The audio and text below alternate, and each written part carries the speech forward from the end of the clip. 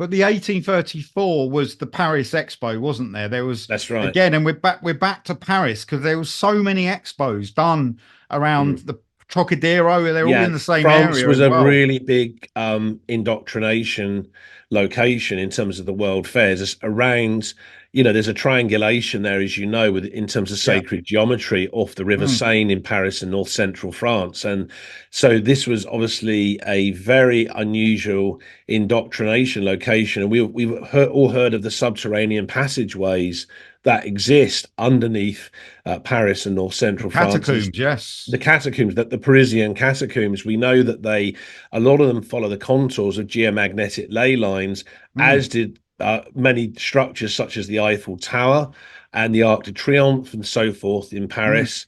So there's a huge amount of connections to Western occultism and Eastern occultism in Paris, and how that interconnects with the world fairs, the Industrial Revolution, is perhaps something we can discuss on another occasion, because it's such a vast and intricate subject to go into. Well, it was energetically they were. It was like it was imprinting a new force on that Yeah. on that ley line. Yes. What I believe that time before that these ley lines were being used for a positive purpose. We had so many world fairs in Paris though, and so Yeah. much happened around that area, and Yeah. I'm always intrigued with that. What's your view on that in the sense why Well, that some of the big, area? some I think you can, if you look at if you look at the old black and white photographs of the River Seine, you can see the Tartarian architecture. That the actual Was the buildings there, some of them look sort of Greco-Roman.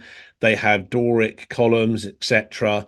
But when you actually look closely, the intricacies in the stone carvings, the fenestration, the alcatraving above the doorways is so beautiful. mm, And all of unbelievable. that existed before the emergence of the world fairs in Paris and north central France, and really were remnant buildings that displayed exclusively Tartarian architecture from the old world order of Great Tartaria that had originated out of northern Russia, the Arctic North Polar region, as we've discussed so many previous occasions. And what we then see, all of that was demolished. And now, if you go along the River Seine, obviously you've got nearby there, you've got the Eiffel Very, Tower, but it's all yeah, just basically trees and shrubs and grassland there.